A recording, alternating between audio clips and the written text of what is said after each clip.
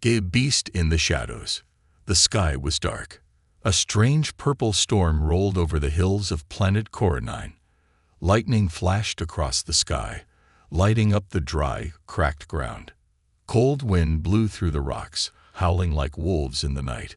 But John didn't stop walking. His boots kicked up dust as he moved slowly through the rough terrain. He was alone. John was a human engineer, part of a small research team sent to study the abandoned ruins of an old alien civilization. But the others had left weeks ago, and he chose to stay behind. He liked being alone. No noise, no orders, just silence and machines. Until tonight. Tonight, the silence was broken. He heard it, just once at first, a low, deep growl that came from the hills. John stopped and turned. The sound didn't come again. Maybe it was just the wind, he thought. He shook his head and kept walking toward the wrecked satellite dish he was repairing. Then he saw something strange on the ground. Blood. Dark green blood. It was thick and fresh, splattered on the rocks.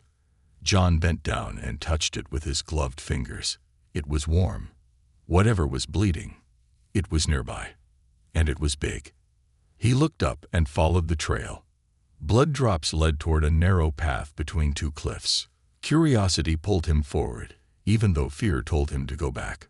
The growl came again, closer this time. John reached the other side of the rocks and froze. There, lying on the ground, half covered in ash and rubble, was a creature. It was huge, twice the size of a human.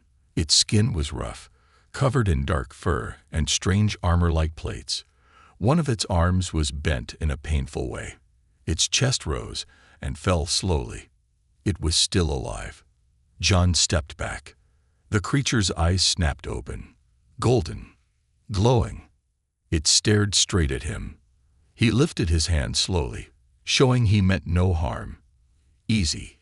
I'm not here to hurt you," he said softly, not sure if it could understand him. The creature blinked, then made a strange sound. Half growl, half groan. It tried to move but collapsed again, breathing heavy. John saw more blood pooling under its body.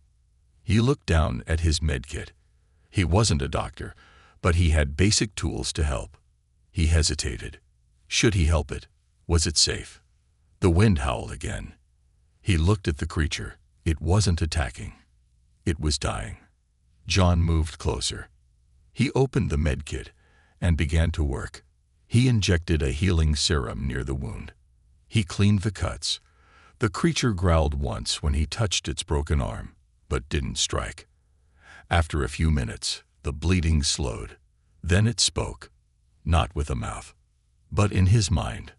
"Why? Help me." John's eyes went wide. "You're speaking," he whispered. "Not speaking. Thinking. Bonded. Now." He stood up fast, heart racing. "What do you mean bonded?" The creature's eyes closed, but its voice stayed in his mind. "You saved me. That means we are one now. I protect you. You protect me. That is the ancient law." John took a step back. This was not normal. He hadn't signed up for any alien law or bond.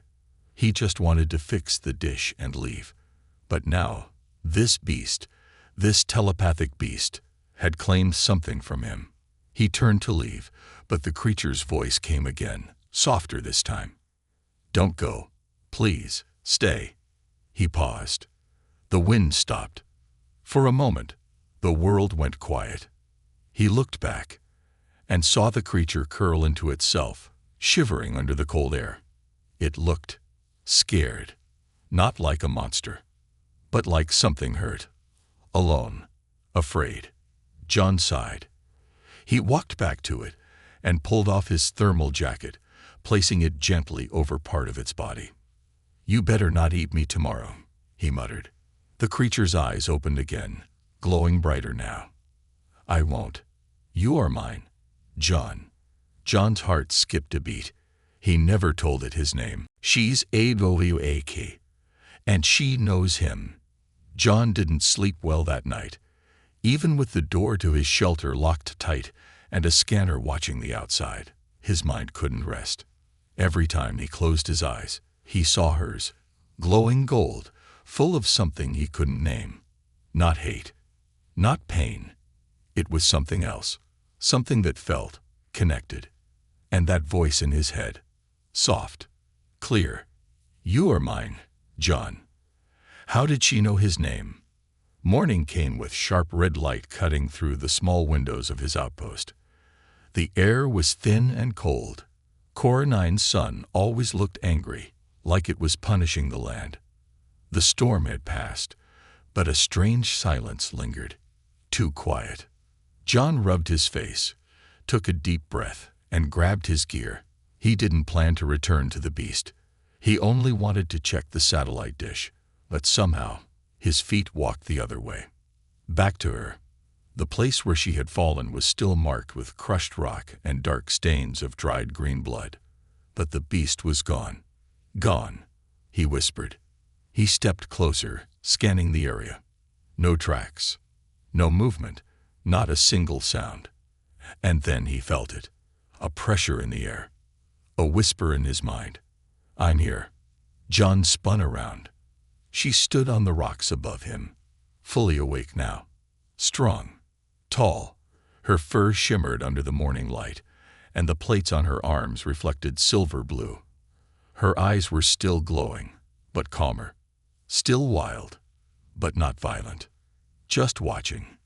John backed away slowly. You're okay, he said quietly. That's good. She leaped down from the rocks, landing softly in the dust. Closer. Too close. He raised a hand. Look, I just helped you. That's it. I didn't mean. You saved my life. Her voice again wasn't from her mouth. It echoed inside his head like a dream. I didn't ask for anything in return, John replied, trying to stay calm. But I did. Her head tilted. I accepted your touch, your care. That creates the bond. You are mine, and I am yours. No, he shook his head. That's not how humans work. We don't bond like that. I just helped. That's all. She stepped forward. Her shadow fell over him. Your name is John. Your ship is the Farlight. You came to Coronine for peace. You think you're alone, but now you're not. John froze. How did she know that? I never told you that, he whispered. I saw it, inside you. Your mind speaks loudly. He took a step back. You read my mind. Only what is shared through the bond. John's hands clenched. I never agreed to any bond. She blinked slowly. You gave it freely when you chose to save me. It is law. Ancient. My people lived by it long before your kind walked. He stared at her, half beast, half something else. Not just muscle and claws. There was intelligence behind those golden eyes. And pain. You talk like this is normal, he said. Like humans, and whatever you are, do this all the time. Asterisk, we don't, she said quietly. I have never bonded before. I didn't want to. Until now. That made him pause. Why me? She lowered her head, ears twitching, as if searching for the right words. You did not run when I was weak. You did not fear me. You did not want power, only to help. That is rare. And beautiful. John didn't know what to say. She walked past him now, slowly, without threat. Her long tail swayed behind her as she sniffed the air and moved toward the hills. You should eat. You haven't since last night, she said. There is fresh fruit by the lake. He blinked. You know what I eat. She turned and looked over her shoulder. I know you now. Your heart. Your hunger. Your sadness.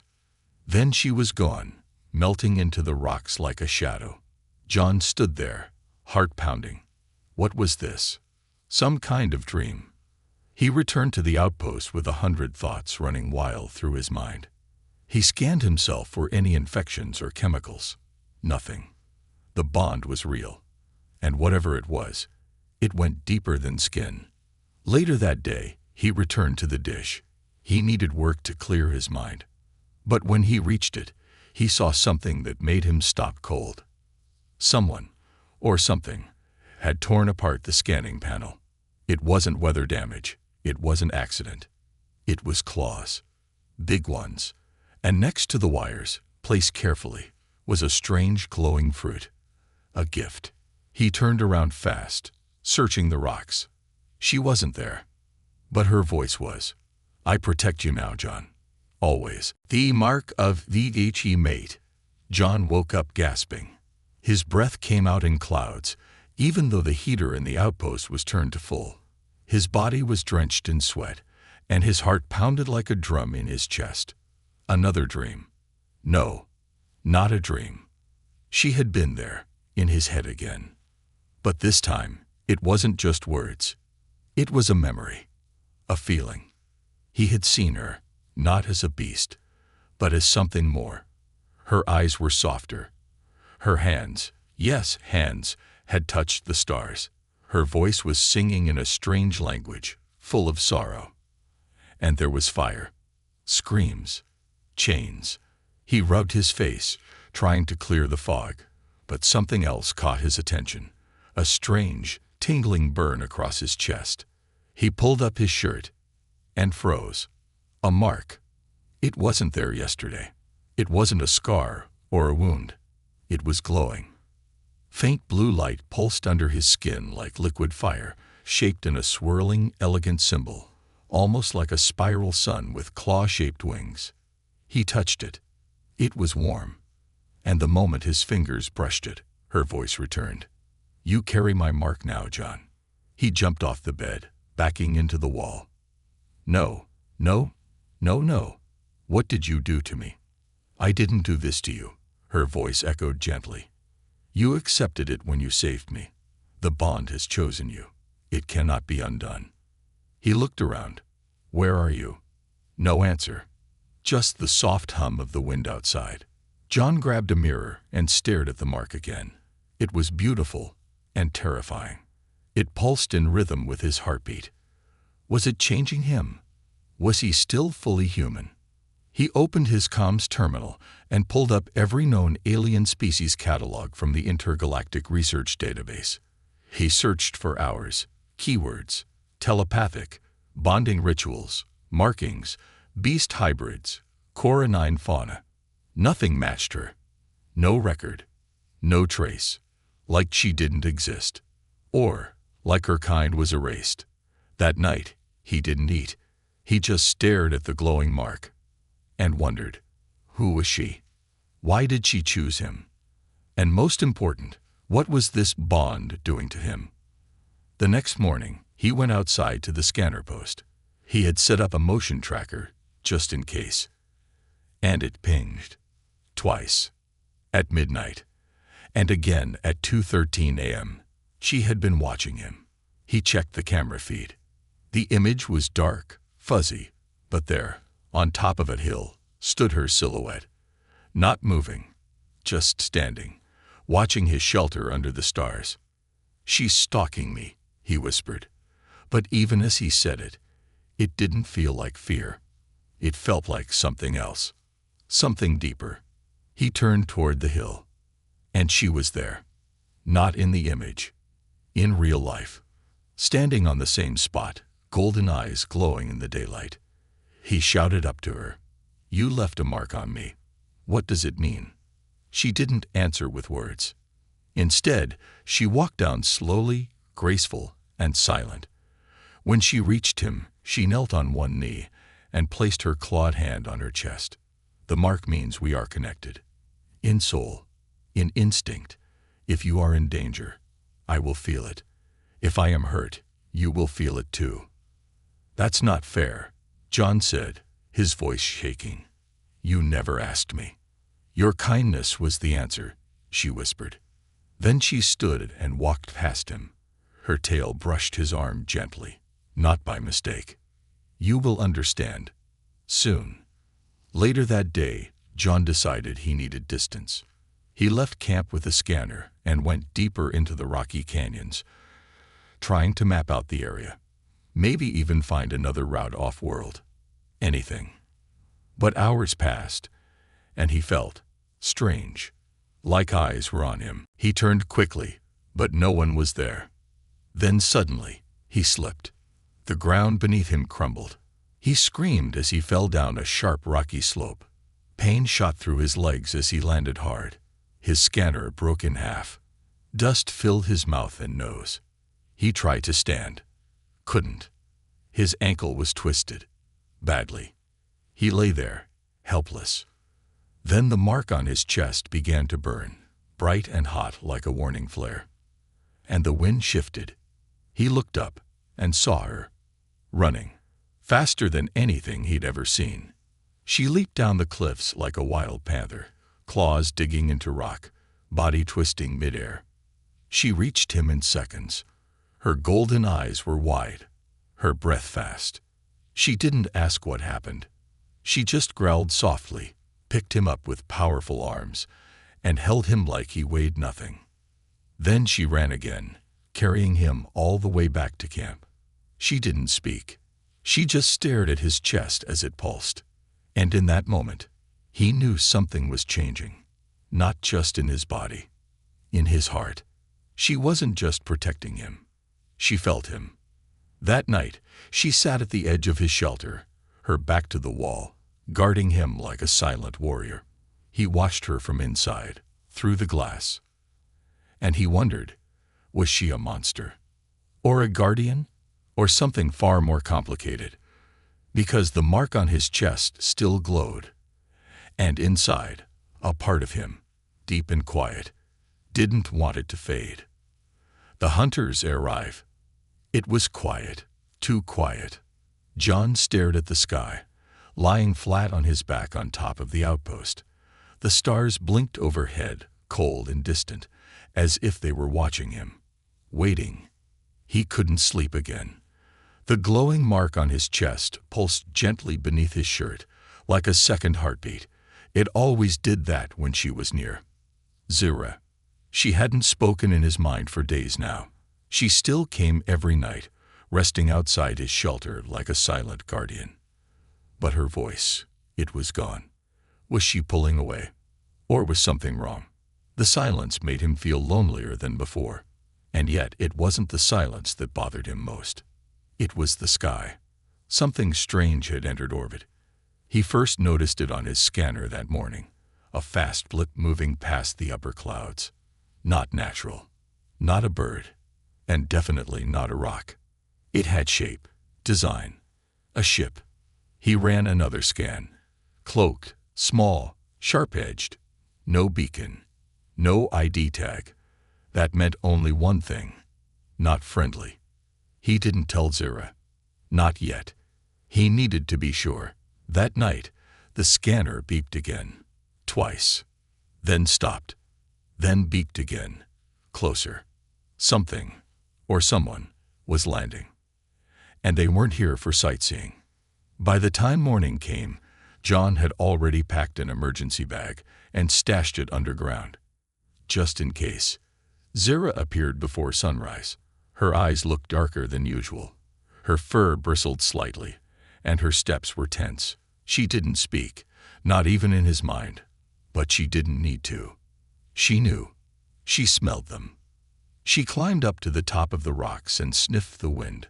Her ears twitched and her claws flexed. John followed her gaze. Across the horizon, small dust trails rose in the distance. Too straight to be wind. Too fast to be animals. Vehicles. 3 of them. He turned to her. Do you know who they are? Her eyes narrowed. Hunters. John felt his blood go cold. Hunters. For who? She turned slowly. For me. They didn't run. Zira wouldn't.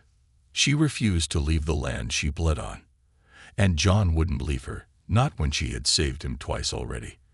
But he did move his backup gear and hid it deep inside a nearby cave. And they waited. The hunters arrived by noon. Black armor, sharp weapons, eyes hidden behind silver masks. Their boots crushed the dry grass as they walked without fear. There were 4 of them, 2 tall males, 1 small female, and a short, wide one with heavy gear on his back. They moved like trained soldiers. Quiet. Focused. John stayed inside the outpost. Zira disappeared into the cliffs above, invisible to their scanners. She told John only one thing before vanishing. If they touch you, I kill them. The hunters knocked. John opened the hatch slightly, enough to talk. Can I help you? He asked. The smallest one stepped forward. Her voice was calm but cold. We're looking for something. A creature. Very dangerous. Large. Fast. Not of your kind. John kept his face still. Haven't seen anything like that. The tall man beside her raised a strange scanning device. Our tracker says it's nearby. We'll be searching the area. I can't stop you, John replied. But be careful out there. Things bite. The wide one chuckled, showing sharp teeth under his helmet. So do we. They spread out. John watched them from inside as they moved through the hills, checking rocks, marking areas with red dust. But no matter where they went, Zira stayed hidden. She was a shadow. Hours passed. Then something changed. John walked out to stretch his legs, just a little, and that's when it happened. He felt a sharp sting in his neck. He turned and fell. The wide hunter stood behind him with a dart gun. Sorry, friend, you lied to us. John blinked, everything blurry. No, I didn't. The last thing he saw was the ground coming up fast. He woke inside a metal cage. The hunter's ship, cold steel, surrounded him. His wrists were tied, and his mouth was dry. He could barely move. One of the hunters stepped into view. Let's try this again, he said. Where is she? John didn't answer. Don't be a fool, the hunter continued. She's not your friend. She's a beast. A weapon. Our property. She escaped from us years ago. John's eyes widened. Property. The hunter nodded. She was made in our labs. Designed. Built to kill. You think she cares about you? She's using you. When she's done, she'll rip you in half. John gritted his teeth. You're wrong. But deep down, he wasn't sure. Was she made? Was this why she never told him where she came from? Last chance, the hunter said. Tell us where she is, or we make you scream. John closed his eyes, and in that moment, he felt it. The mark. It burned again. Hot, bright, and far away. He heard her voice. I'm coming. The ship trembled. Screams. Explosions. The cage door bent, like something had slammed into it. Then metal ripped open, and she was there. Fangs bared, eyes glowing, covered in black blood. Zira. And she was furious. Full light and fury. Sparks flew. Metal groaned and bent like paper. The walls of the ship shook with thunder as something massive crashed through the ceiling, ripping steel apart like it was nothing. Zira. John blinked through half-shut eyes, still dizzy from the tranquilizer. He lay inside the hunter's cage, wrists bruised, and every breath was a struggle. But even through the pain, he saw her. She was no longer the quiet beast he had found under rubble. She was something else now. A fury made of claws, muscle, and rage. She roared, a sound that shook the entire ship, and leaped toward the nearest hunter with lightning speed. The wide one didn't even have time to raise his weapon. She tackled him so hard, his body hit the wall with a sickening crack. Blood splattered across the silver panels as Zira turned to the others, with eyes burning like twin suns. Stand down, shouted the lead hunter, raising a plasma blade. Zira didn't stop. She dodged the blade, slid across the floor, and slammed her elbow into his ribs. He gasped, dropping his weapon. She snatched it midair and crushed it with her claws. Another tried to shoot her with a shock rifle, but she was already behind him. She grabbed his throat, lifted him off the floor, and slammed him down hard. The floor cracked beneath him. She moved like wind, fast, untouchable. But John saw more than her strength. He saw pain in her eyes. Pain and panic. She wasn't just fighting. She was protecting him. She spun around and slashed the lock on his cage. The bars fell apart, and she knelt beside him, breathing fast. "John, are you hurt?" His voice came out weak. I'm okay." She picked him up gently, holding him close to her chest. Her fur was warm, and her heart pounded like thunder. The mark on his chest burned again, but this time it didn't hurt. It felt like home. She carried him out of the ship as fire spread through the corridor. Behind them, one of the hunters stirred and reached for a side weapon. "Zara," John gasped. She turned and snarled. In one leap, she kicked the weapon across the room and punched the hunter's helmet so hard it shattered like glass. She didn't kill them, but she wanted to. Outside, the red sky of Cora 9 burned with light. The hunter ship smoked behind them as Zara ran into the hills, carrying John like he was made of air. They reached a hidden cave behind a tall cliff. Inside, Zara laid him down carefully and crouched by his side, checking his wounds. "You are safe now." John looked into her eyes. "You saved me. Again. They hurt you. I felt it through the mark. I came the moment it burned." He touched her arm. "You could have died." She looked down. "I was not afraid. I was angry." Then silence. For the first time in days, they both breathed deeply. No voices, no running. Just silence. Until John finally asked, "Is it true?" Zara looked at him. "What do you mean?" "The hunters. They said you were made in a lab." She looked away. Her claws flexed. "I was born, but not like others. My people were taken, changed, cut apart, modified. My body is not the same, but my soul is mine." John sat up slowly, ignoring the pain. "You're not a weapon." She met his eyes. "I was trained to be one. Until I escaped. I hid. For years. Until you found me." John said nothing. He looked at her. This beast, this warrior, this protector, and felt something in his chest shift. It wasn't fear. It wasn't pity. It was respect. And something else. Something warmer. The next morning, John woke with her beside him. She hadn't slept. She just sat there, watching the entrance like a silent wolf. "You don't need to protect me all the time," he said. She turned to him. "Yes, I do." John chuckled. "You're stubborn. So are you." They shared a quiet smile. But the peace didn't last long. Zara's ears twitched. She stood quickly. "They're coming. More hunters." "Yes, bigger ones. They won't stop until I'm dead or captured." John stood slowly. His ankle was still sore but healing. He looked at her and made a choice. "I'm not leaving you." "Joan." "No," he said firmly. "We're in this together now. You saved me more than once, and I'm not letting you face them alone." Zara stared at him.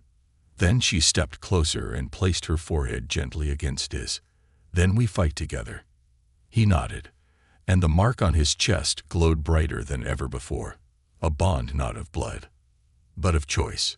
The final shot of this chapter shows Zara and John standing side by side at the mouth of the cave, facing the desert where the next wave of hunters is coming. Zara's claws are ready. John's eyes are calm. And the storm is rising again. But this time, they're not alone. They are one. The heart of HFY Beast. The cave was quiet again. Too quiet. Zara stood at the entrance, eyes locked on the empty horizon. Her claws twitched every few seconds. She hadn't moved in hours. The sand outside danced in the wind, swirling around sharp rocks like ghosts with no names. But Zara didn't care about the wind. She was listening. For footsteps. For engines. For death. John sat behind her, legs crossed, holding a small tool in one hand and a broken comlink in the other. He had been trying to fix it for hours, But he wasn't really thinking about the wires. He was thinking about her. Something was wrong. She hadn't spoken since they returned. No voice. No thoughts. No warmth. Just silence. Her shoulders were stiff. Her tail didn't sway like it used to.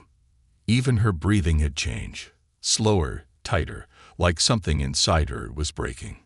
He stood up and walked closer. "Zyra." She didn't answer. "Zyra, talk to me." Still nothing. He gently placed a hand on her arm. She flinched. Not in fear. In shame. He stepped in front of her, forcing her to look at him. "You're scaring me." Finally, her eyes met his. And he saw it. Pain. More pain than he had ever seen in anyone before. "I was not meant to live this long," she whispered. "My body is breaking. Faster now." John felt like the ground shifted beneath him. "What do you mean?" "The mark," she said softly. "It connects our lives. I gave you my strength to save you. But you're human. And I am not. Our bond is eating me from the inside." His chest tightened. "You didn't tell me." "I didn't want you to leave me," she said, barely above a whisper. "I never would have left you," John replied, eyes full of fire. "I won't leave you." She turned away. "You don't understand. I was made to fight, not to feel, not to love. But when you touched me, when you saw me, I remembered who I used to be." He froze. "Who you used to be?" She sat down slowly and closed her eyes. And then she opened her mind. John saw it. Everything. A world of beauty, her home. A planet with silver trees, soft light, floating mountains. She was once like them. Tall, elegant, gentle. But then the ships came. The hunters. They took her people. They used machines to cut her mind, to break her thoughts, to twist her body. They turned her into a weapon. She remembered the screams, the cages, the dark room where she woke up in pain, her hands no longer hands, her voice gone. But her spirit had survived. Somehow. And when she escaped, she swore never to trust again. Until John. He didn't speak. He just fell to his knees, tears in his eyes. "I'm so sorry," he said. She nodded, but her voice cracked.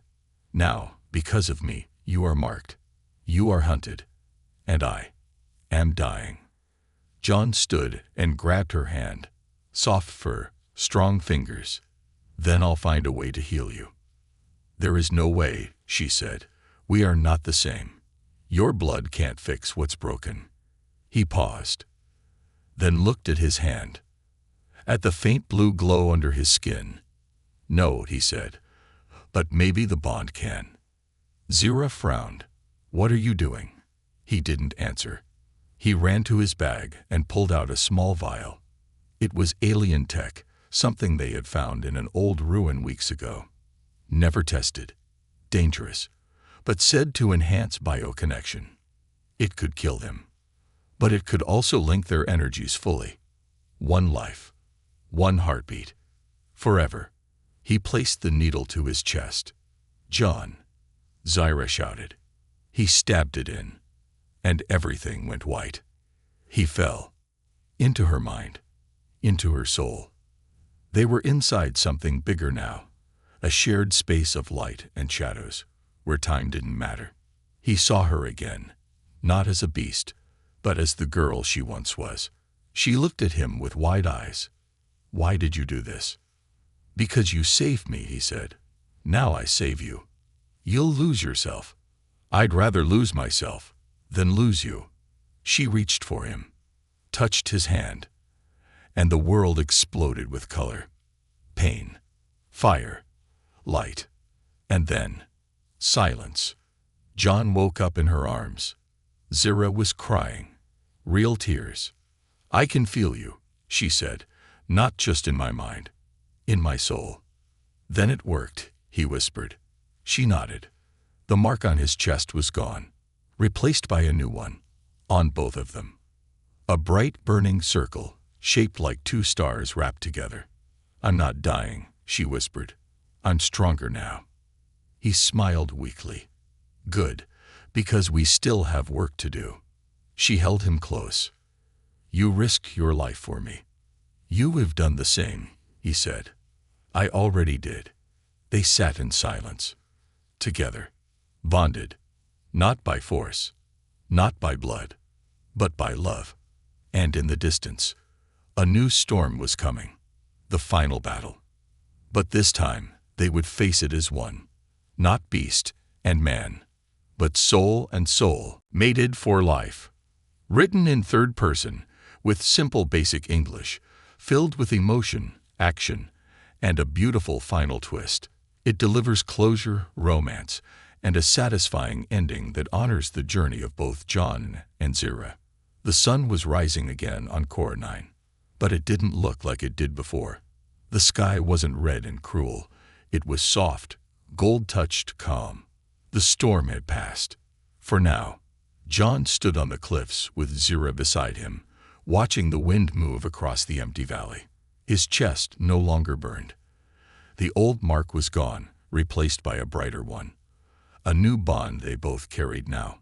But peace never lasted long here. Zira's ears twitched. She could hear it before he did. Engines. Again. But this time, not just a few ships. An army. The hunters had returned. Bigger, louder, and more dangerous than ever. Not to capture Zira this time, but to destroy her.